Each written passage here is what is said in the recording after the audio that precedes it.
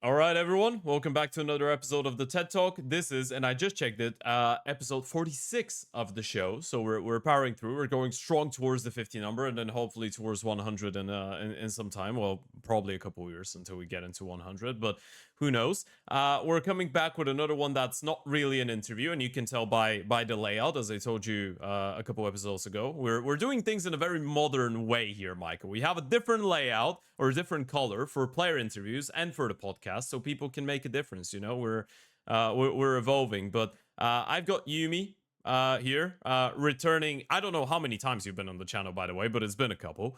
Returning guest to the show, so we're going to talk about some good old Counter-Strike, the thing that we enjoy talking about. But we're going to start it off with interfering and walking into your personal space and disrespecting your boundaries. So what has been going on in Michael's life and Yumi's personal and work life lately? How have you been doing?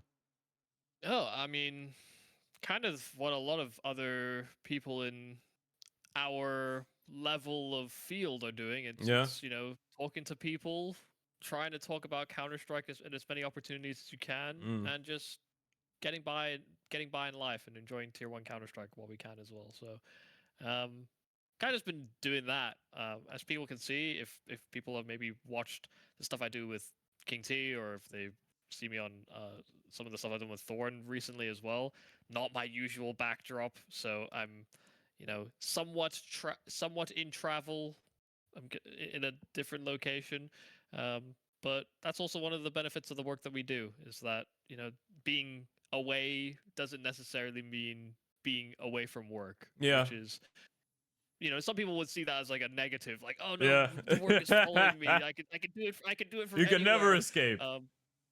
But it is a luxury in some senses as well. So No, it is. It is. You get to be that motivational crypto investment guy that says, "I'm gonna teach you how your workplace can look like this," and then just takes a picture listen, of him from the pool with the laptop and he's trading. if I ever end up sending or creating photos like that, know that I am lying. Know that it is a Yeah. facade and that I'm trying to sell you a lifestyle like all of these other people. Like if I ever do that, it's a grift. All right. I'd buy your course. You know what? If you release the course, I'd buy it. Please don't. Don't. Well, the good thing is that we're not doing well. There is the equivalent in Counter Strike. You can do online coaching for people. You can just be like, yeah, I'm a world renowned caster. I'm so good at what I do. I'm famous and whatever. I will teach you how to play the game properly and just charge like $50 per hour for online sessions. So you can always do that. Look at people's face demos and stuff. But we're gonna talk about proper Counter Strike here. We're not here to talk about this. We are going to start a conversation from Krakow, from IEM Krakow, which is supposedly supposed to be pronounced IEM Krakow. So we're gonna start it from there. The replacement to IEM Kato, so it's the same kind of prestige of event, is the same country, it's just a different city, and that one just concluded. Vitality were able to win it. First trophy of the year, dropped only one map on the way to lifting the trophy, and that was in the grand final against Fury, and it was technically a map that they probably should have won as well, because they had a 9-3 lead at halftime, but then they choked in the second half. But it was great for the remaining of the maps. So starting off by talking about Krakow, I feel like the one thing that we need to address here, Michael, and the one thing that we need to start a conversation with is your take, and in general just a conversation about Vitality and a bunch of things about Vitality. Now we're going to start it off with the general team and where that puts them, because last year Vitality had one of the best single years in the history of the game. They won 2 majors, they won 9 events. They were the best team in the world. They had that massive streak in the first half of the year. It was probably the most impressive thing we've seen post Astralis. It was definitely the most impressive thing we've seen Sure. post Astralis. So now that you're seeing Vitality bring that same kind of level of dominance and form into this year, talking about Krakow, and again we're opening the little disclaimer. Last year they lost Bounty as well, which was the first event of 2025.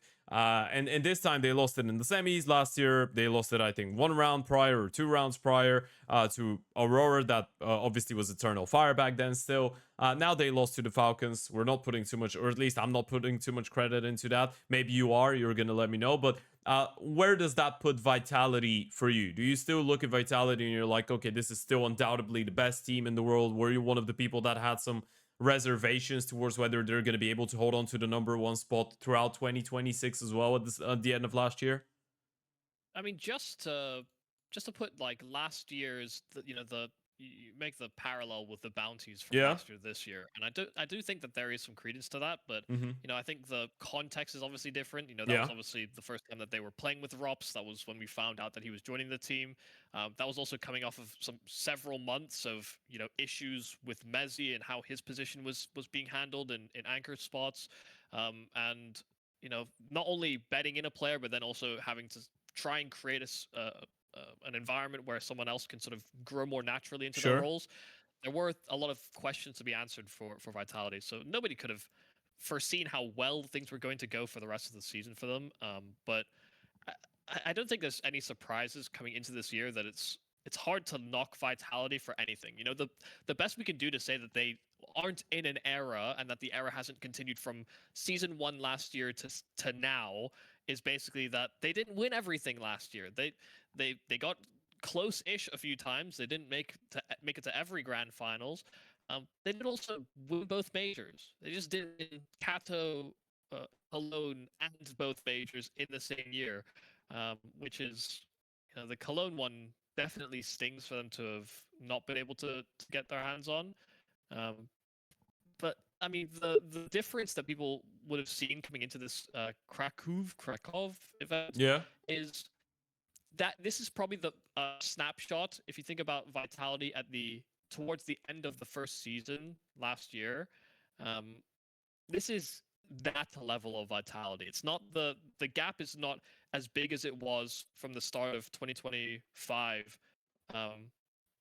Because some teams are getting closer when we only really saw that towards the end of that first season. So it's still dominant, but I have actually greater hope that there are going to be teams that emerge from the ashes in some of the roster moves that they've decided to make, or whether they figure something out coming into this year. Okay, you've got anyone specific in mind? Because we actually had that conversation with King T and Thorin on last week's Overcommed episode, and we tried to predict our top 10 for the entire year, right? So which are going to be the 10 best teams throughout the year.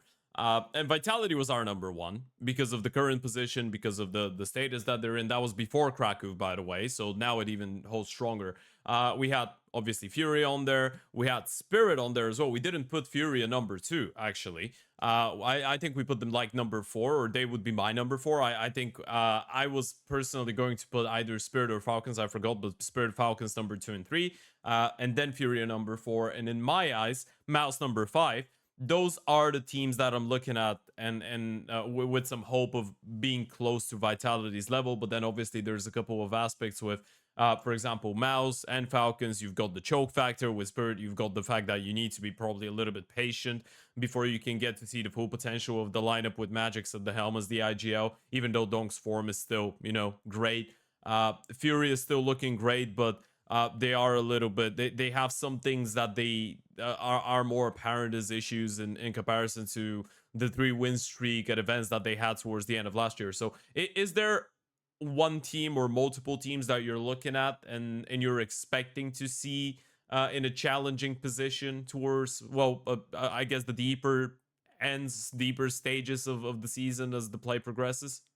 Yeah, I mean, I don't think the list would deviate too much. Yeah. We're in the same circle, so it becomes a bit Which would be easier your to top sort of. two? Like your go-to picks. If you had to pick one, maybe two, I'm gonna give you as a bit of a leeway because I didn't give you a heads up to I prepare this in I advance. assume outside of Vitality, you're talking about like Yeah, teams. yeah, the teams that could Ex- challenge Vitality for the #1 sure. spot. Um, I mean, I have to really. Spirit is definitely #1 for Okay. me, and I probably put Furia right behind them in terms of Okay. like legitimate contenders. What I can see is win conditions, and being able to go band for band with a team like Vitality. They have pieces that can be on the same tier of elite. Whereas when I look at Falcons or I look at Mouse, you're right. You know, a lot of it does seem like there's like a choke factor, Sure. and the way that those teams try and overpower someone like Vitality is either from like a tactics point of view or from a personnel point of view. You know, for Falcons, that's the trifecta: Nico, Kioske, and Monacy. Hmm. But Mals don't have anyone that's really even on the same tier. Like, Mm. if I had to put most of the Mals players in a category, they'd be like tier 1.25. You know, Okay. they're tier 1. They're Yeah. definitely capable of being the 4th, 5th best players on any given team. They could upgrade so many different teams if this squad Maybe got even the pulled third, apart. right? If you're looking at Exertion or Yes, Torji, why not?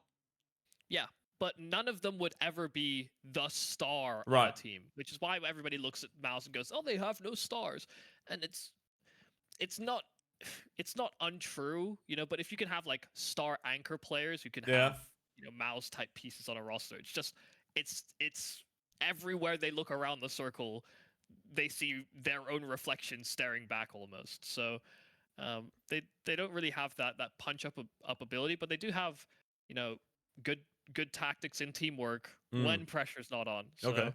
So yeah, the only teams I feel like have the confidence, the cojones maybe to stand up Right. to Vitality right now is probably is Fury and Spirit. Okay, I think with Fury it's a little bit more self-explanatory, especially considering that they didn't start the year badly, right? I mean, they did lose to parivision in Blast, but that was parivision's, you know, time to shine. That was their event, and it's the first event of the year again for a lot of these Yep. teams that had such a packed 2025. It's probably normal to have a couple hiccups at the start of the next season after a prolonged player break. Krakow for Fury was very good as well. I mean, they started with a 0-2 loss against Foot, which I thought was a signal that things were just going to fall apart for them in this event, but they were able to pick it up. And apparently, Foot is just great, right? They're just the GOATs.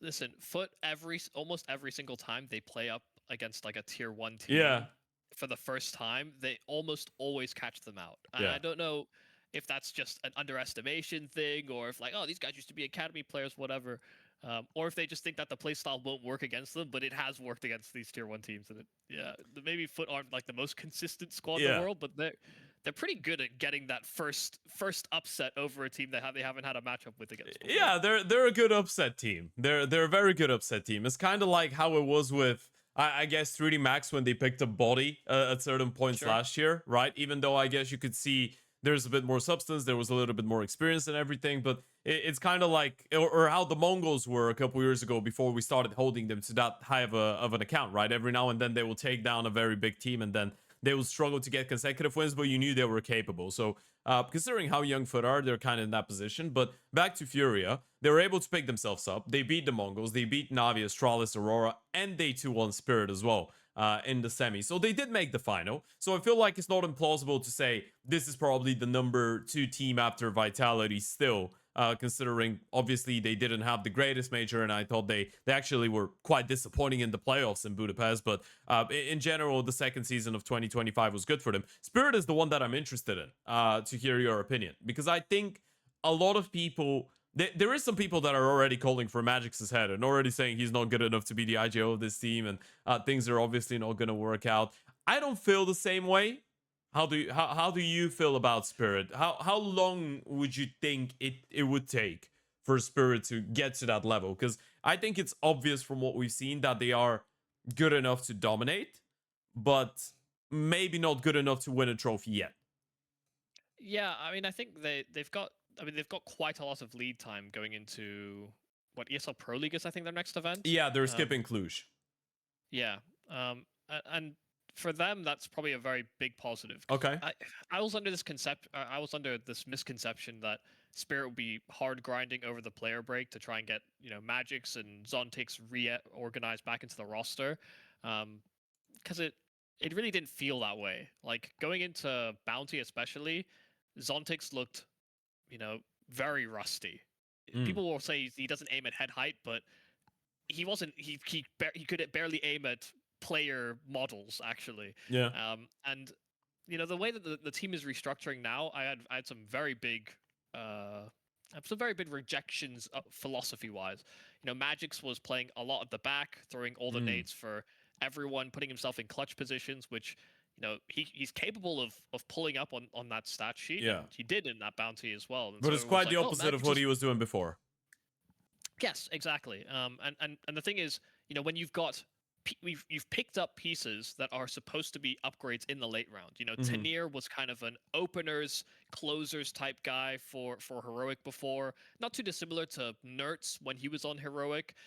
That type of category of player that can maybe call his own number for a start. But is super reliable in clutches. Zontix has always been reliable in clutches. Shiro is a super reliable guy in clutches. You don't need a Magix type person at the back being the clutch guy. And what ended up happening is that, strategically, Spirit were very sameish. They were doing the similar types of bomb side attacks, and the person that was taking Chopper's roles was Zontix. And Yeah. that's not his strength. If Yeah. you're going to put anyone in that position, it should be Magix or it should be Tanir. These are guys that can go for openers, have been star players, have been that aggressive pack guy. The guy that notoriously doesn't hit headshot very quickly, fast headshot machine, he should not be the guy leading the entry. He shouldn't be the one taking space. But okay.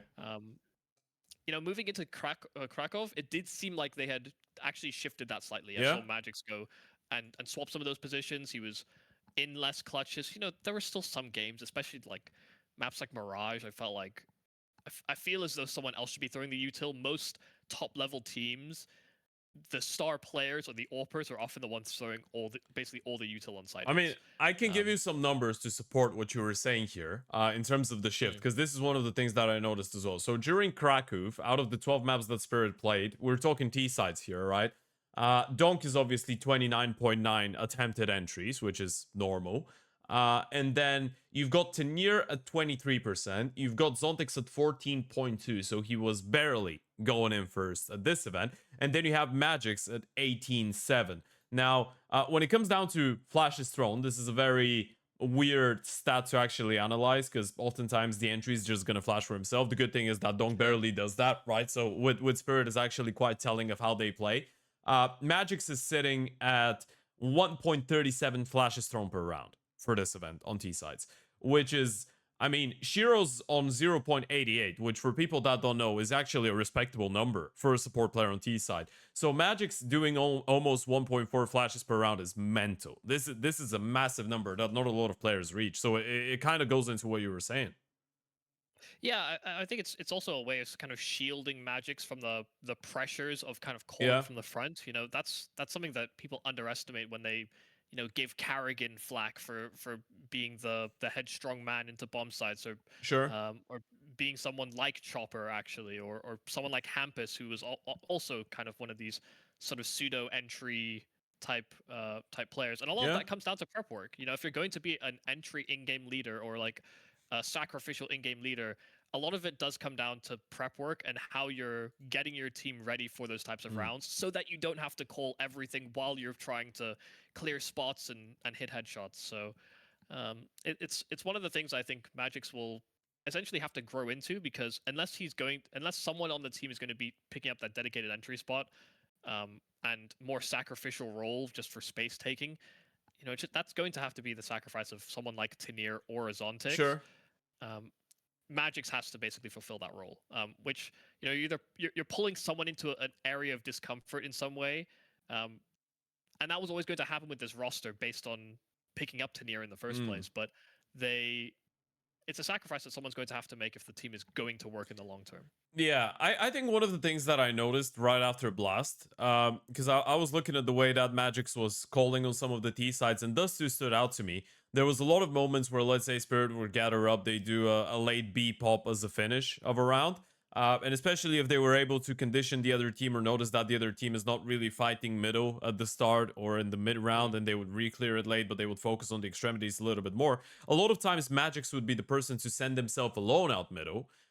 They would obviously do the door smoke and the molly short from suicide.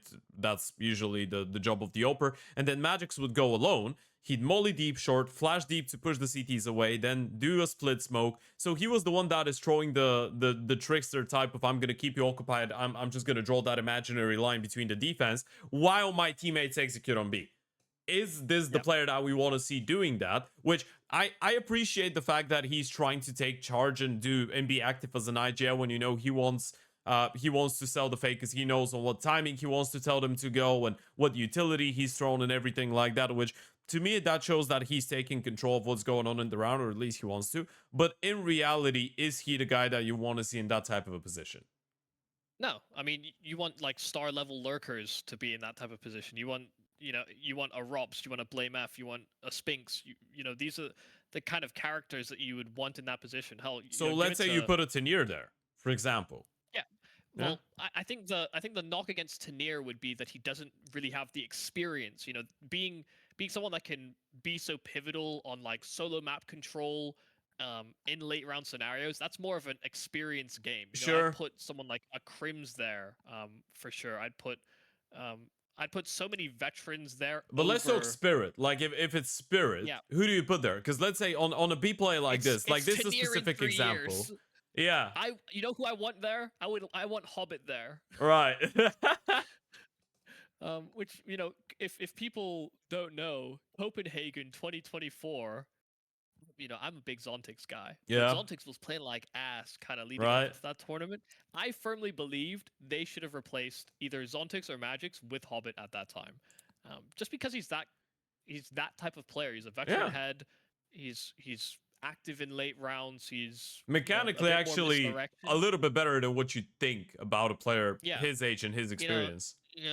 Disregard the potential controversies around him. Yeah. And maybe the fall off is well documented, in fact, but there was a time where that did seem to make sense, and it's still a void that I don't think is necessarily fit within Spirit. And the positive for them was that they had the ramping up and actual better, more consistent production from people like Zontix. He was slightly more active, just a tiny bit, and he didn't crumble on stage like he did in Copenhagen, or he doesn't seem to do that as much anymore. So. Yeah, I mean there have been always role problems in Spirit, but I think part of it is the tactics and the philosophy. Like Hallie definitely builds and creates scenarios that allow people like Donk or Shiro to really shine. Actually, there's a lot of preparation put into the opener and the close, but there's a lot of fluff that happens in the middle that has never truly been resolved, and a lot of that is role mismanagement, but maybe also just a little bit of a lack of foresight about how these things are developing, because I don't think they have those voices to keep stability in the middle. It gets all timey-wimey and wobbly. So the ultimate question that we started it with, you've given me a great answer, but not a specific answer to what I asked you. How much time does Spirit need before they start winning trophies with this lineup, do you think? Yeah, I mean, I think ESL Pro League is probably the best way to check if this is a redeemable thing. They've had a couple of events. They've seen how things can go wrong and have been going wrong. That's the place where I expect them to see things level out slightly, and part of that will be T-side roles, and part of that will be fixing the awkwardness in the middle. So we're talking about, do you need to see them lift the trophy at EPL, or you want to see them go to the final, or you just want to see, these things sorted out, and then even if they get another top 4, it's not that big of a deal if there's progress tactically? I'd rather to be honest, placing is less my concern. Okay. I want to see them lose doing what makes sense. Oh, all right. Sure. Like if they face a Vitality or they face a Falcons and they lose to like crazy BS rounds, I'm actually okay with that, because it projects Spirit in the right direction for this season, and maybe even gets them in line ahead of the major. But if I see these moments where people are just like full breaking down, no one's expecting this push, Donk is tilted, Shiro is quiet and not doing anything, that's where I get really concerned for Spirit in the long term, because they decided to go with like a veteran type player in Magix to in-game lead them, but he's not really like a leader of people. There's a weird robotic nature to Magix that's almost like he's been programmed to be friendly, and that's about it. that's his role. He's the robot that does what he's told to do, and he's friendly. And I don't know that translates into being a good leader of all, especially all these young guys around him. All right. Okay, that's fair. I share the sentiment. I think with Spirit, it's probably the first time that I've seen a team with donk on the lineup in such a long time that I'd say I'm giving them up to like 4, 5, maybe even 6 months. But I actually I believe in the potential of this team a lot. I think for me, even though I would personally, I'm still a guy that believes in the Falcons a lot. But I'd say that Spirit is the team that excites me the most outside of Vitality. But with Vitality, it's just for historic reasons and seeing how bloody good they could actually be for a long period of time, right? But Spirit is, I'd say, for me personally, tier 1 wise, the most exciting team going into this year in terms of how they will develop and how good they can actually be, right? Because you can definitely see the potential, but it's such a young roster that for the first time in a long time, I feel like they just need time. Even though they have donk and we know he can just win events by himself. I still feel like there is a lot of potential to be discovered, especially when I say that I'm a big Tenier fan. I've been a Tenier fan since he was on Gun 5 and throughout his time on Heroic. I've always thought this guy is cracked at the game and he's able to make a lot out of nothing, but he's been a shadow of himself. He's not been great. I don't think he's doing all right, but it's nothing spectacular, right? It's nothing close to the level of hype that I've always had for him, and I think a lot of people share this sentiment. So I feel like there's a lot to be explored, right? Obviously, with time, you could hope that Zontix is gonna be a little bit more, play a little bit more like himself from back in the days. He's gonna look a bit more checked in individually. Tenier is gonna be able to unleash himself because the main purpose of this team for me when I look at the lineup is you bring Zontix and Magix for the purpose of giving more space to Tenier as well, right? So you can have donk and Tenier be your 2 stars, Shiro be the opener, and then Zontix and Magix just do whatever needs to be done in order to make everyone else feel comfortable on the team, and then Spirit can probably win.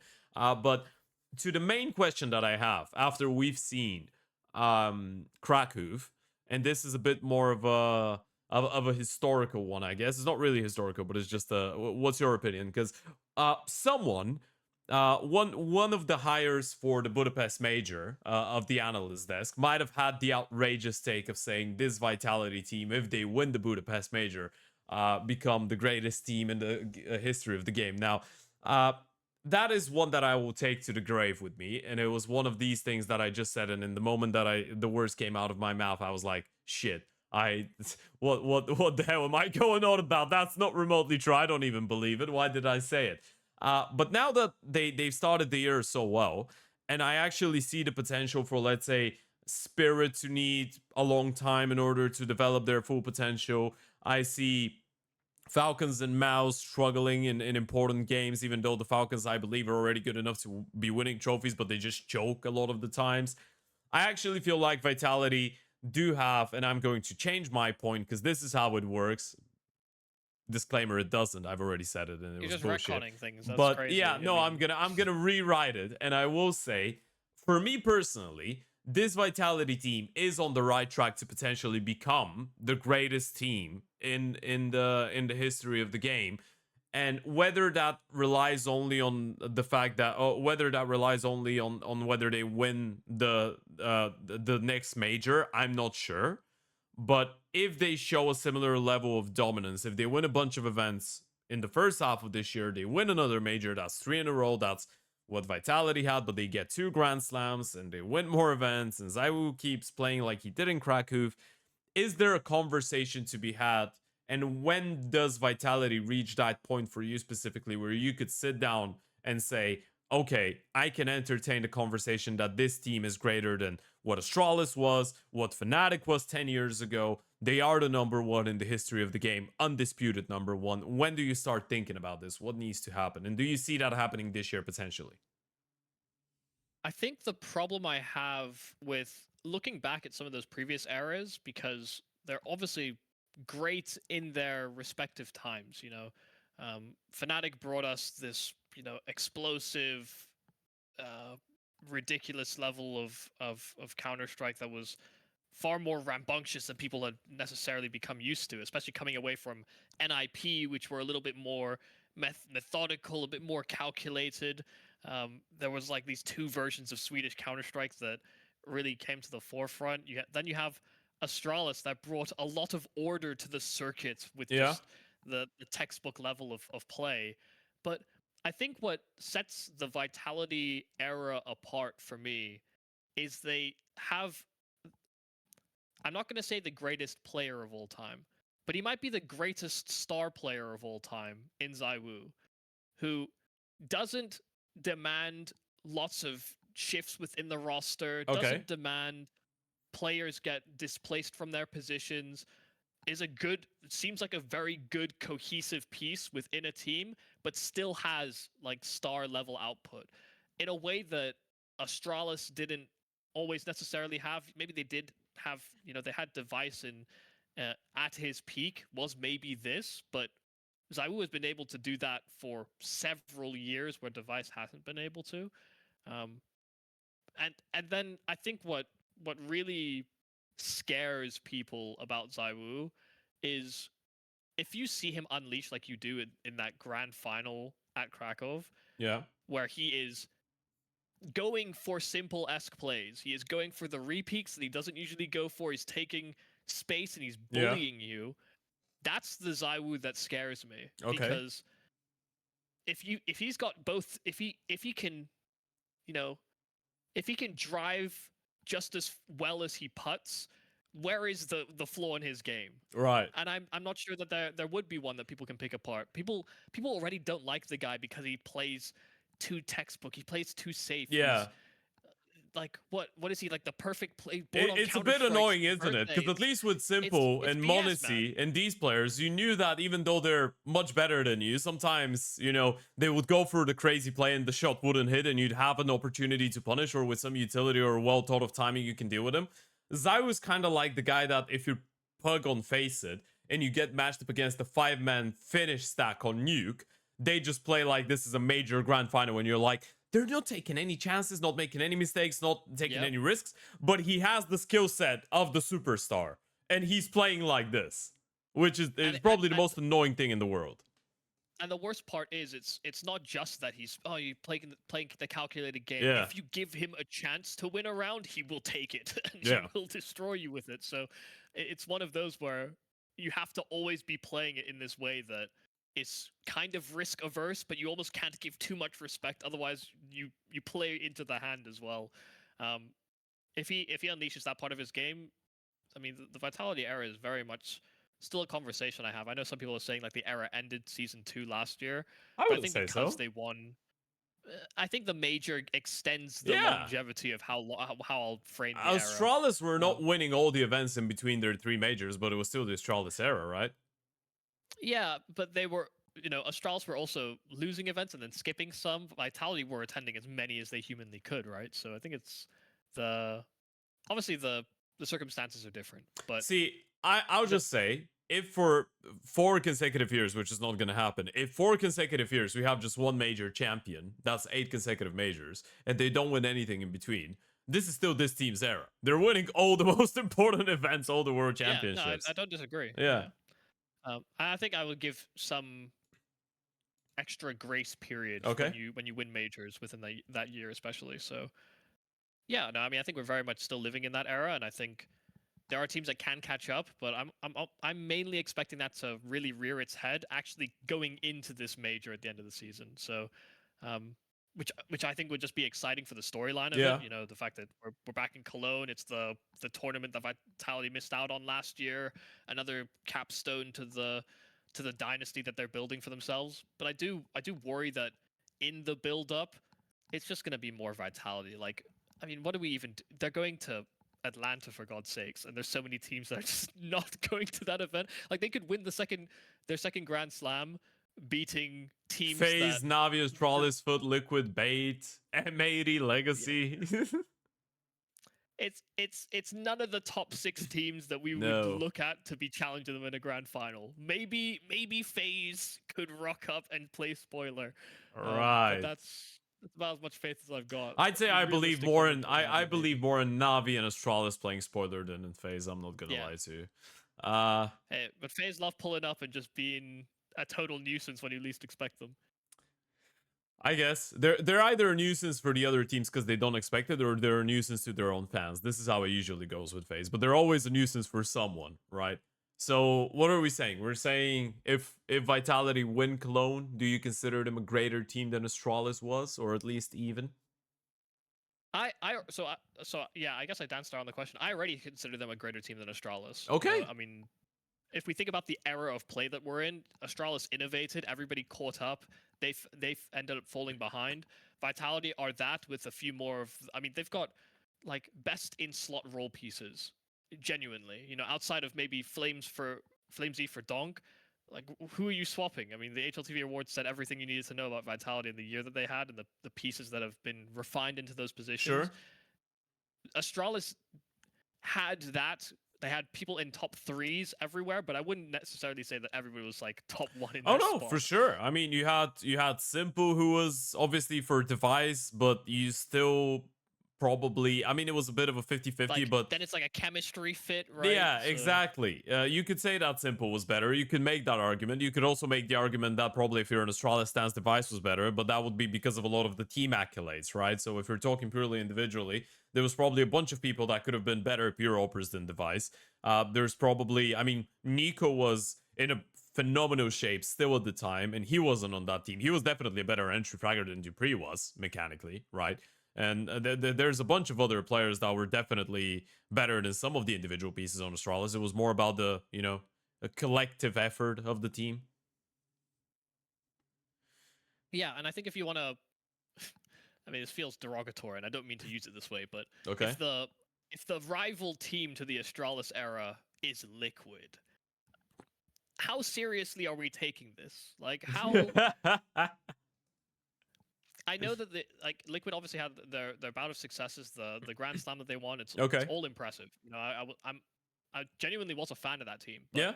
in terms of like the standard of play that you would get out of Liquid versus the standard of play you would get out of Astralis, it was weird to think that they had like a rivalry in some capacity. Sure. Because it didn't feel as though there should have been that close a distance between them, and I think some of it was You know what was the real rivalry back then?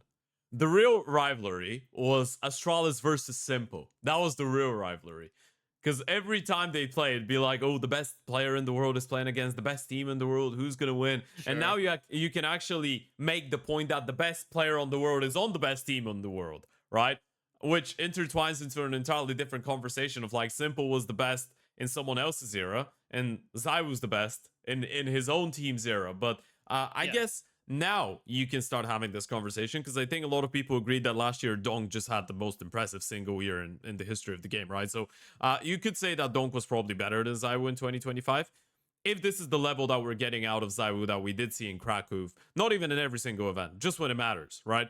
Then you can actually build a strong case that ZywOo is the best player in the world. And then it becomes absolutely unfair for everybody else. Because it's best team, best player, who's going to rival you? Yeah, and I still stand by the idea that ZywOo might be the best star player, and maybe not from like a pure mechanics, pure ceiling point of view, because he still has a very, very high ceiling. It seems like he's the type of star player that seems to raise others around him. Like, you think about some of the players that he's had to play with through Vitality. Some of the dark times, the Kyojin, the Misuta, the Neveras, I mean, he played with RPK. I want to put respect on his name because he was IGL'd. He was IGL'd by Happy in the first iteration of Vitality. Happy was the original IGL of this team. Yeah, I mean, you had a deteriorating Shox who never really played up to the same playstyle that made him the fearful name that he was. You had MBK. So, yeah, he's played with loads and loads of these legacy players, and through each of those iterations, still Vitality were a threat, regardless of how green the players were, how much the veterans were deteriorating. If he really needed to make crazy plays to win those games, he did, and it wasn't necessarily consistent. Nobody ever is when they're having to drag their whole team through. But now that he has a team that's like fully good in slot pieces, everyone does seem to raise each other up, and when one player goes missing, everyone has that X factor on this team. So yeah, it's just cool to see. It feels like this is exactly what I want an esports team to develop into naturally over time. That's why I kind of object to some of the philosophies of the Falcons. I objected conceptually to FaZe Clan when they first entered the scene and just buying up, as big a name as you can, just to try and Frankenstein them together, and they'll be good enough to be a top 10 team consistently. But I want more, and I love organic growth. This felt like Vitality changed directions. They went international, and they never looked back. And they've tried to grow as organically as they possibly could. Okay. People say, "Oh, Flamesy made sense at the time. Rops made sense at the time." It's like, of course, Rops made sense, but people were extremely confused when Flamesy was picked up over Dupree after they just won the major in Paris. People were calling for Mezzi's head for the longest time because he was struggling to slot into those anchor roles. He was making terrible decisions once upon a time. Like they have displayed patience, and they've grown with the failures and turned that into success. So it's exactly what I want from a redemption arc, a hero story, but also just it feels very classically like a natural sports progression. Okay.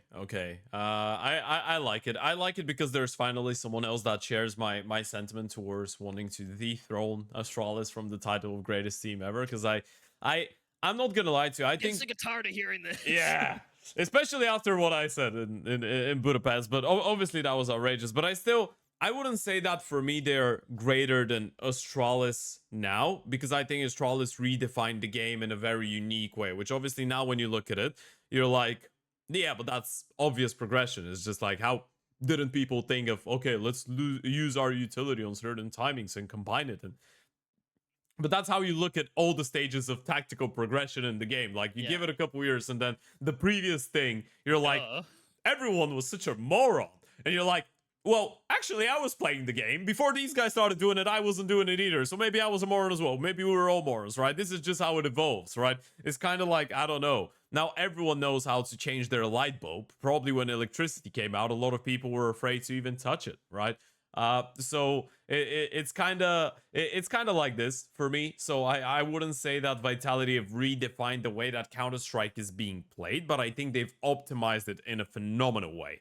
And they've put such attention to detail that a lot of other teams have not.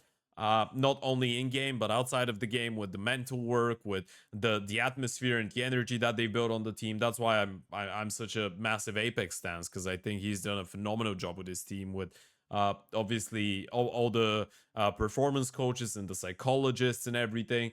I think they've built a great team environment. And the way I'd put it for ZywOo, I'd say he's probably the best teammate in the history of the game.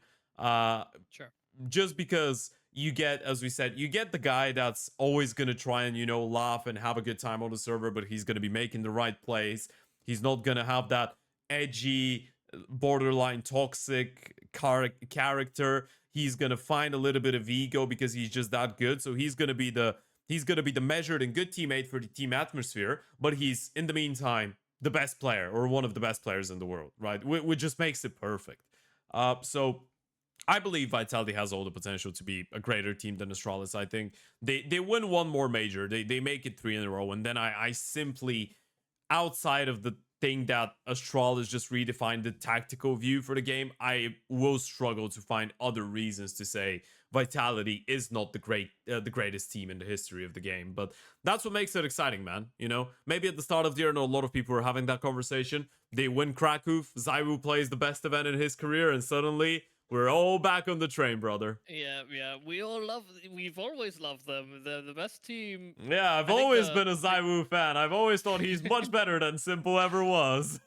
Yeah, he always got me with that I don't know interview. As soon as I saw that, I knew I was going to be a fan. Just a small disclaimer. Simple is still my GOAT of Counter-Strike, I'm just saying. We're not going to go into that conversation, but just for the sake of knowing that this previous sentence was a joke. I just like also to clarify that ZywOo has always been my goat. Okay, yeah, since day one. In that 1-2 decision. Okay. Just because his game is more replicatable. No, that I agree with. Fact. But that is the same reason why Simple is my goat. See, that's how discussing a subjective topic works, right? We have the same reasoning for having different opinions, but a different perspective. Exactly. So with Krakow, I think those are probably the main things that I wanted to talk about, and we're gonna give it a little bit of time to now discuss our expectations of Cluj and what's gonna happen. Because Cluj, even though PGL, especially last year when they went with the big announcement and they put out those $1 million prize pools for every single event, and they pretty much upped and changed the game and how these tournaments between the majors were being perceived in terms of money.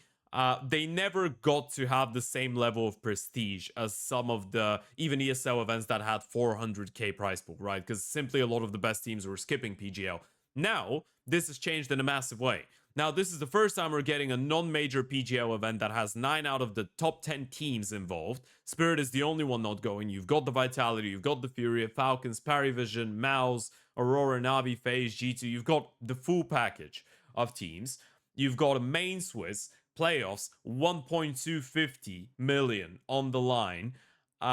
And for me, this is basically a major that's not a major. I don't know how you feel about it, especially considering it's not a studio event and the playoffs are actually going to be played in front of a live audience in Cluj.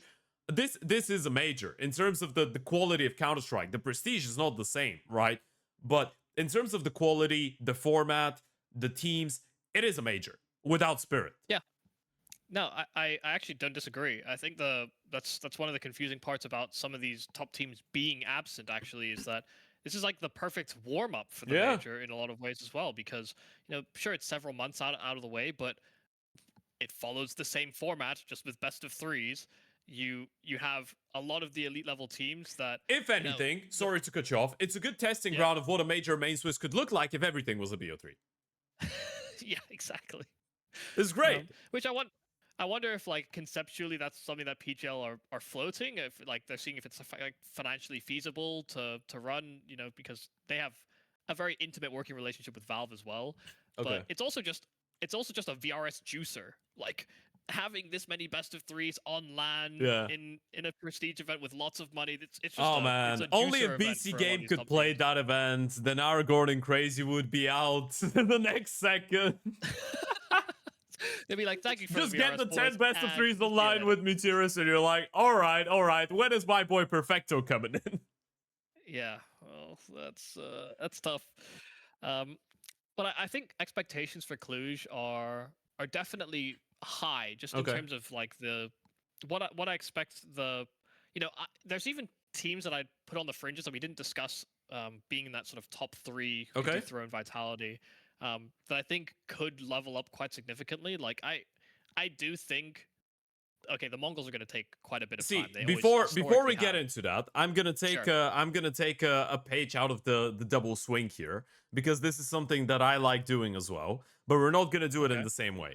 So I want you to give me 2 teams out of the non-big favorites, because we already kind of discussed that. I think we can agree that probably Vitality and Fury and Falcons are going to battle for the trophy in the end of the day. Is going to be between those 3. Maybe Mouse can join in. But outside of these teams, of these 4 teams, because I think with everybody else, it's a bit of a surprise pick, even if you go Parivision, which are technically higher VRS ranked than Mouse, but I don't think we hold them to that account. As much, at least I don't consider them a better team than Mouse. The Krakow result really throws it out of whack for them, right? So even though I still think they're a top 10 team, just not better than Mouse.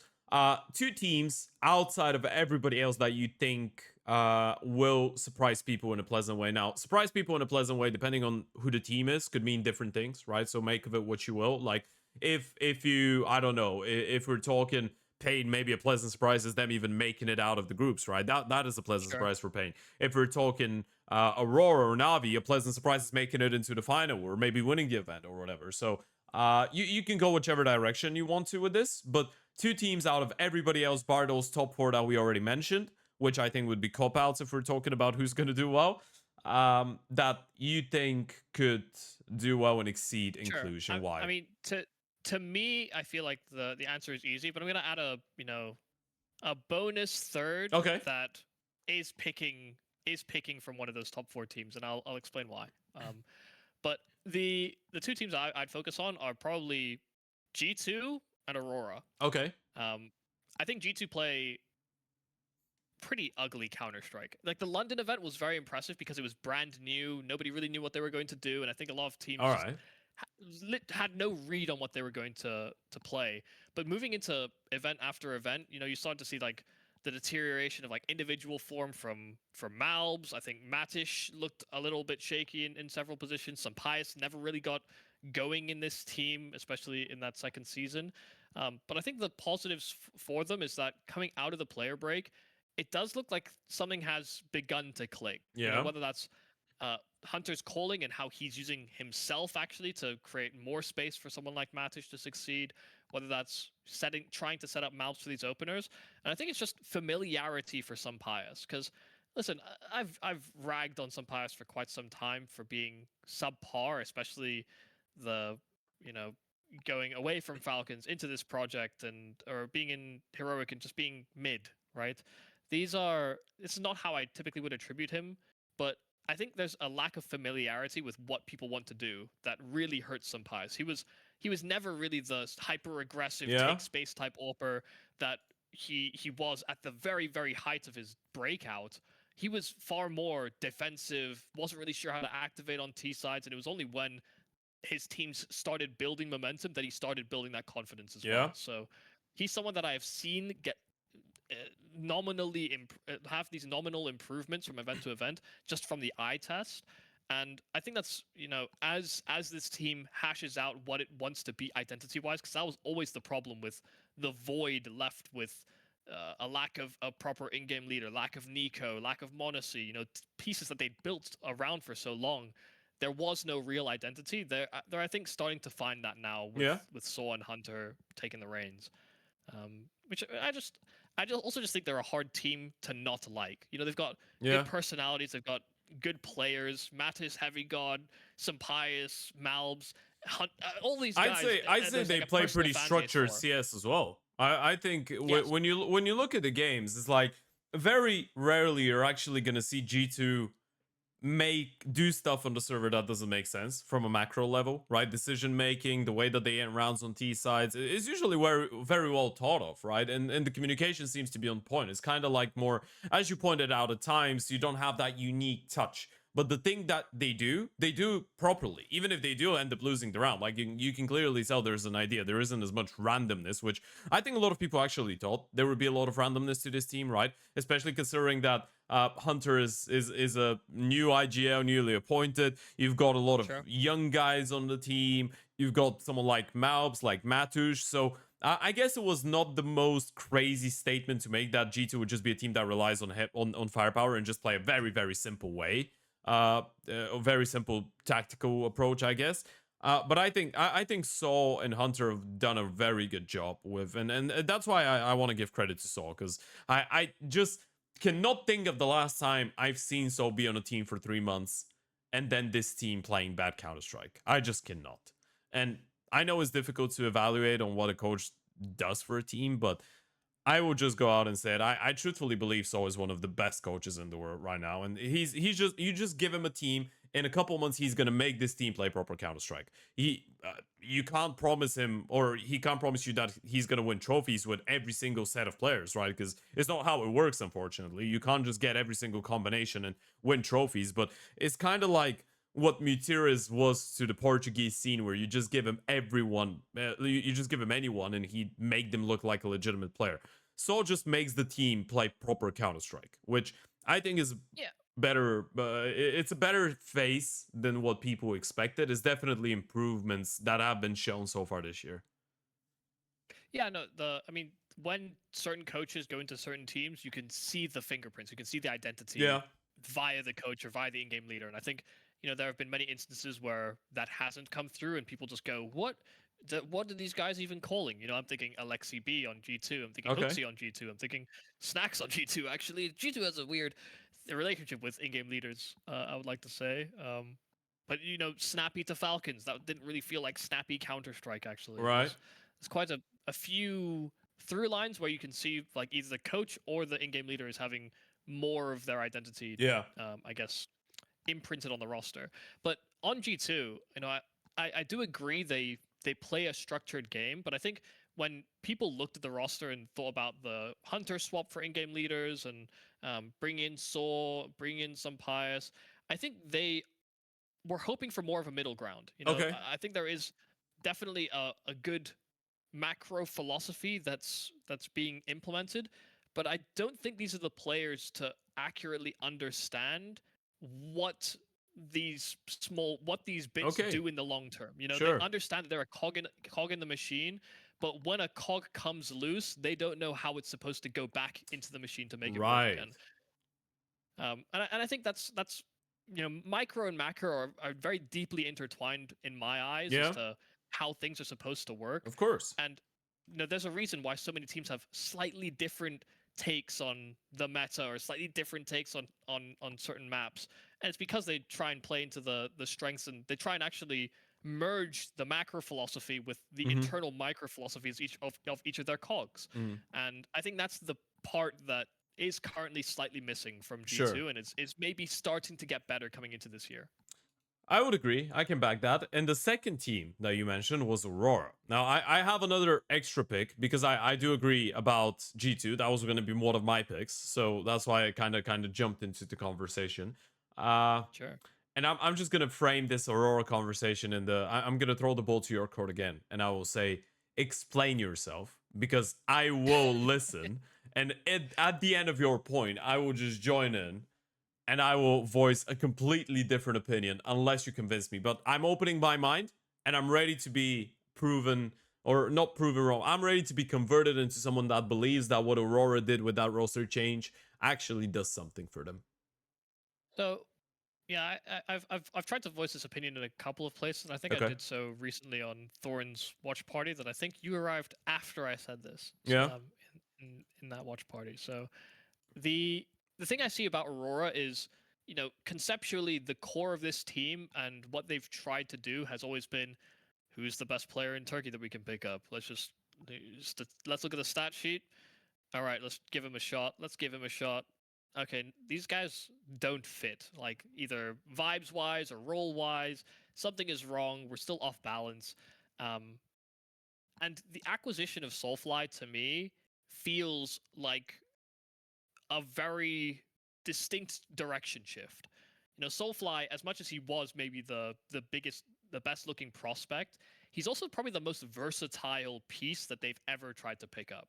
This is a guy that started off joining, if I'm not mistaken, he joined Sangal to replace Jota when he, or was it Jota? Or was Emor, I believe. It was actually. Emor. It was Emor. He joined. Yes. Yeah, he joined. He played with Jota. I'm pretty sure. Yes. Because So he it joined was in Emor when Emor got called up. 2021. He joined in the Turkish Sangal, not the international one. And then I think he stayed. And towards the end, it was already the international one with. Correct. Actually, he didn't play with Jota. I think Jota replaced him. Was the way it was. Because I think he played with. He played with Youngster and LNZ for sure. But it was and then it was the very when weird one with the German, Jota with Panics, with Panics, and when QB was still on Sangal. So I don't think he didn't play with Jota actually on Sangal.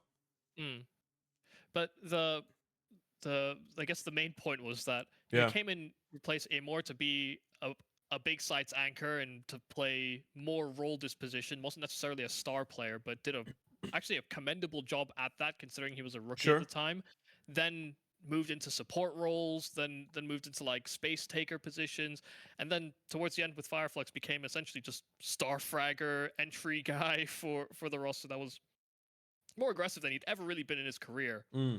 So this is a guy not too dissimilar to, you know, a Mezzi actually. If I reflect on what Mezzi was for the UK scene, that was also what he tried to do. He just got given a job, tried to do it to the best of his ability, and you know, went from star player to support to entry to everything but bar and AWPer. All right. And even then, I think he toyed with that a little bit as like a secondary, but not very well. But this is a guy that's willing to explore and learn different positions, and has proven to be adept at almost all of them when he's done so. So I think Krakow was a revelation for a lot of people. I'd always sort of internally wanted to see Soulfly succeed. He was a prospect that I think I put on Twitter many years ago, that I was like, this guy's one for the future. But now that future has kind of come to pass, and it does seem like he is the player that I thought he would be. So right, it's it's gratifying in a way, but I think it's also a good sign for Aurora because they don't need more actual aggressive pieces. They need capable pieces that can make instinctive plays when demanded because they've already got a Wikadia that can be aggressive. They've got Woxic that can be Xantares if he needs no introduction. They don't need 4 tips of the spear. Sometimes you need someone to hold the shield, and I think Soulfly is kind of that guy that can serve as a shield type player that serves as a better baseline for what Aurora can be. Because listen, the fact that people rag on the T sides for Aurora, it is true. They do lose some really, really dumb T side rounds, but almost every team does. Sure. It's just simply the ways in which the calling sort of breaks down and there is no sort of plan B that I feel has always been the issue for Aurora. And a large part of that is when somebody goes out on entries and doesn't succeed, it's like a weird hierarchy of, okay, A didn't work, B now activate, C now activate, and it's if everybody's just taking individual fights, it can look a little stupid. So it's I don't know. I remain hopeful. I think it feels like a good fit, and it feels kind of like right that they take this route. You know what's the part about it that I actually dislike and disagree about. So I'll start it off by saying, because I was already watching this level of Counter-Strike when Soulfly entered the scene. Soulfly has never, since he joined Sango in 2021, since he joined Sango in 2021, he's never been a guy to not be a space taker on T sides. Never. On Sango, he was always T side wise, he was always like 30% opening attempt kills every single time. And I've checked year by year, by the way, 2021, 2022, 2023. On Fireflux, everyone knows that this is what he was doing. On The Witchers is a mixed team, but again, he was. CT side, I can agree. He's the type of guy that you can put at the big bomb side to be the anchor, and then he's going to be the space taker on T sides. So CT side wise, I'm not actually concerned. I think he's a good fit.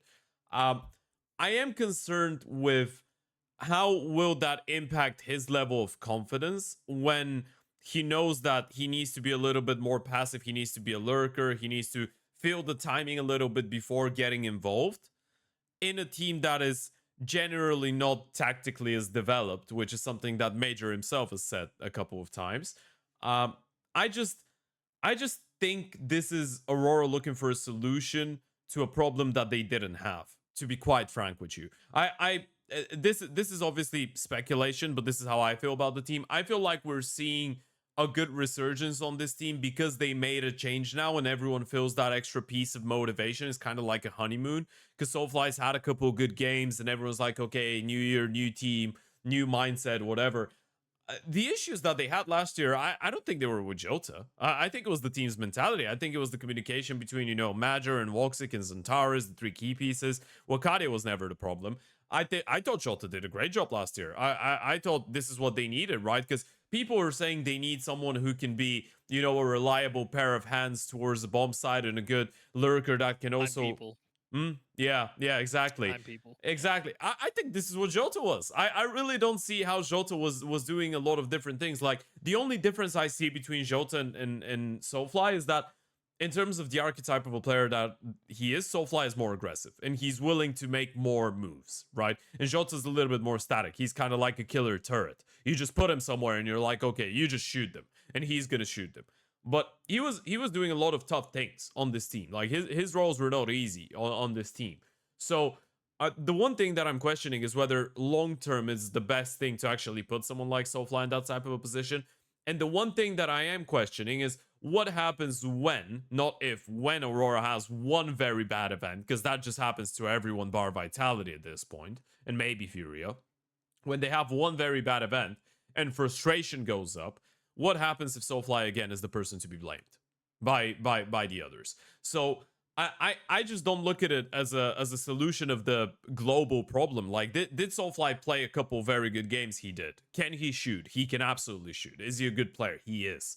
But are the roles on this team something that is his nature? Half, maybe 50-50. Maybe he can get used to it, sure. But does this team have more concerning atmosphere and communication and just mentality issues that people were pointing out a lot more last year, that a lot of people tend to forget about at the start of this year because they beat Falcons and Mouse. That doesn't mean that, you know, the tension could not be there still. It's about how you handle the losses, not how you handle the wins. I like when you play, obviously you have such great firepower, you're gonna get these wins every now and again. Sure. Like, this is not a bad team. They don't have bad players. When Wakadi and Zantaris and Soulfly are playing well and Walk6 playing well, they can beat good teams. This has never been a concern. I don't think even last year people didn't believe that Aurora could beat good teams every now and then, right? But it's about the fact that when things go south, they go very, very south. So if it's good, it's very good. But if it's bad, it's very, very miserable. This is the part that concerns me. I just don't think that one change and in a way just being like, yeah, we're going to remove Jota. I don't think he was the issue. I didn't feel like it was fair. Maybe there was a lot of work that happened behind closed doors, right? Maybe they addressed a lot of the tension on the team, and Major worked with all the players and they tried to resolve all of that and make sure it doesn't happen again. We're going to have to wait and see. If they did that and they just believe that Soulfly just fits the vision of the team and their vision for the development of this project better, I completely back that. This is great. This is an entirely different story. The thing is that I think I need to see this team function for a little bit longer than 2 months and or 1 month and, Sure. and 2 events played in order to say that was the greatest move ever. They fixed everything from last year. Let's go. Yeah, but that's also part of the job.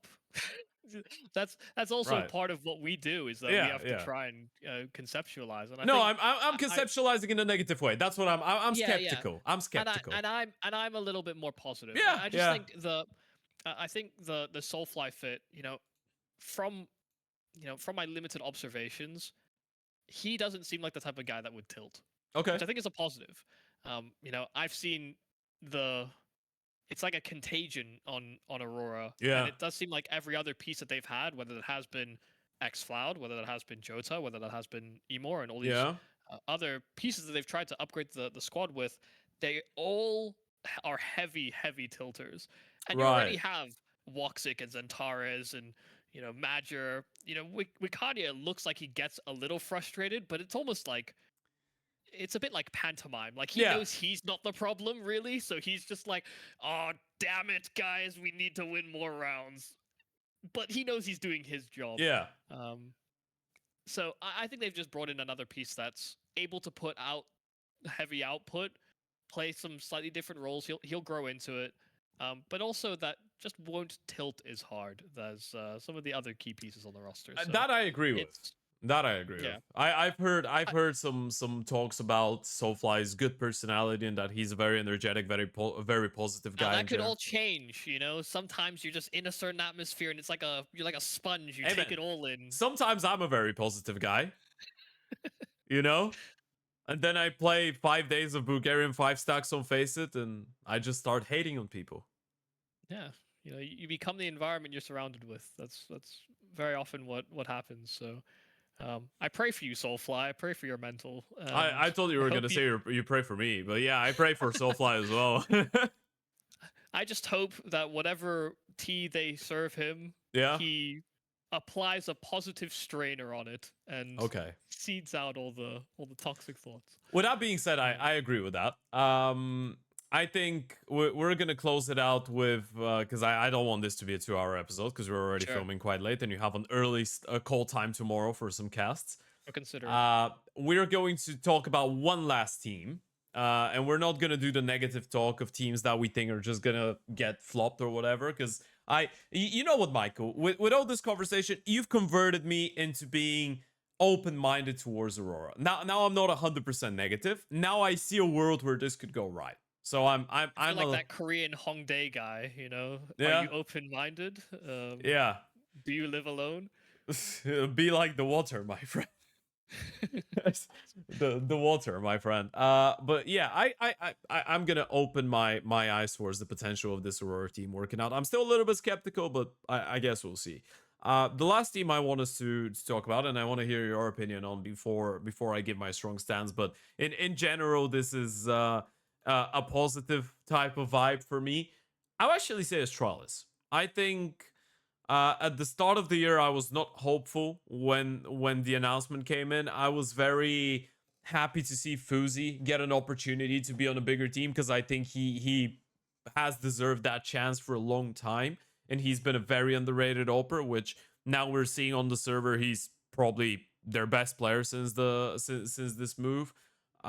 I think just the mixture of players made me feel a little bit flabbergasted, right? Because it's just one of these lineups that you look at and you're like, how is that even a thing? Why is that mix a thing, right? Because you get How are these the players you're going international for? exactly, yeah, that's it, right? Because if Fuzi had joined Liquid for Ultimate, I think everyone would be like, thumbs up, that's Yeah, go fantastic. for it. But then Fuzi and Ryu were the people that Astralis decide to stray away from their Danish identity for, and you're like, well, I don't particularly dislike any of these players. I think they're good, but wouldn't you want bigger names for that type of a move or more established names, right? This was, I guess, the fair concern for a lot of people. And a couple events in, I must say, I'm actually a fan of what Astralis is doing. I think a couple concerns have been raised regarding the level of maybe Stare individually, who's been not having the greatest start of the year, but I think with how good he was throughout that entire shithousery that 2025 was for Astralis, we can let him have a couple months, right? But in terms of Fuzi, I think he slotted in very well. I really believe he slotted in very well into this team. We're seeing him be exactly what he always has been, which is a great hybrid oper that's able to be initiative taken and take over games sometimes, especially CT sides. T side wise, he's willing to sacrifice, give space to the rifles, and just be a good teammate, really, but also put in good numbers.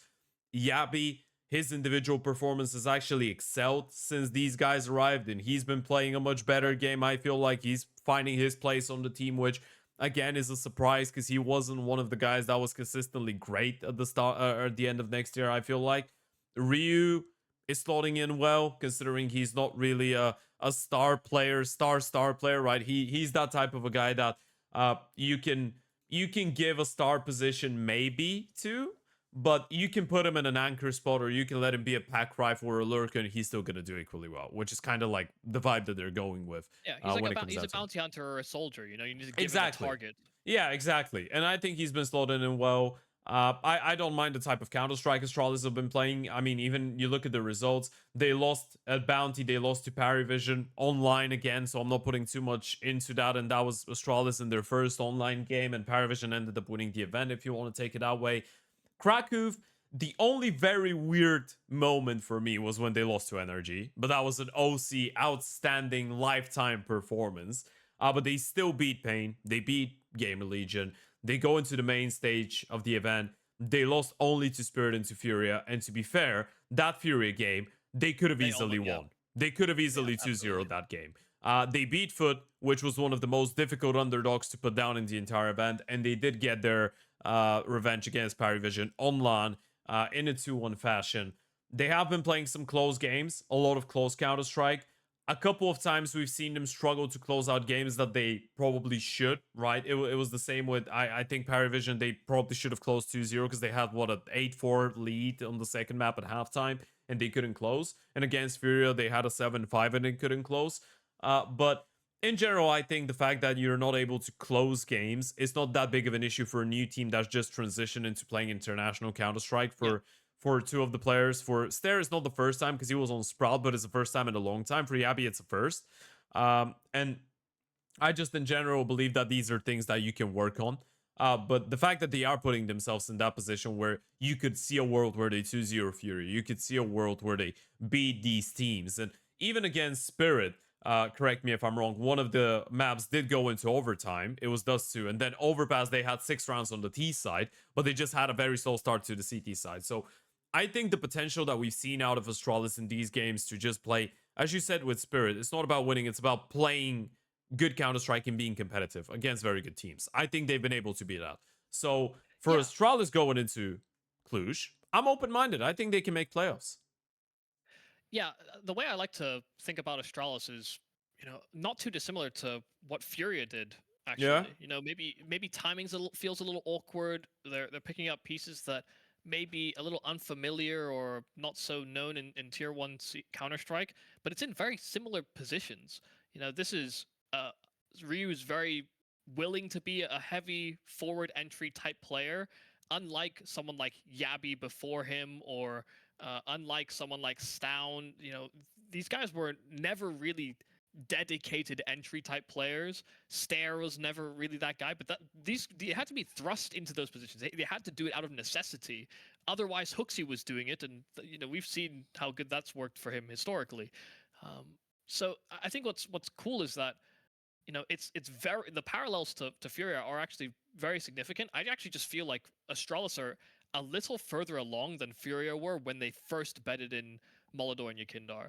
You know, the first few events, even though they made it to the quarterfinals of the Austin Major, the first few events, you know, it was like, oh wow, we see how talented the pieces are, but we're not sure it's all meshing together super well just yet.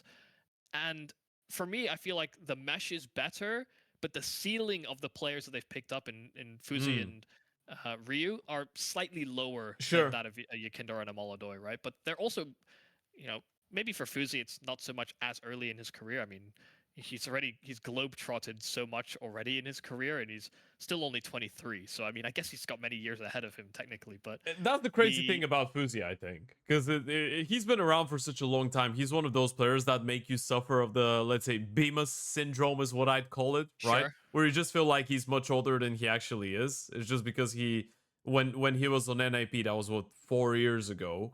He was like 19, 20 years old, and a lot of people still remember him for that. And that was a long time ago. It was a different And then he iteration went of to NIP. China for Rare Atom, and then he went to America for Wild Card, and Yeah. then back to Europe, and then back to America, Yeah. and then back to Europe. It's strange because it feels like he has been in like a purgatory. He's been thrown in jail, but now he's free. He's out of jail, and he's hit the gym, and he's gone a little buff. You know, Yeah.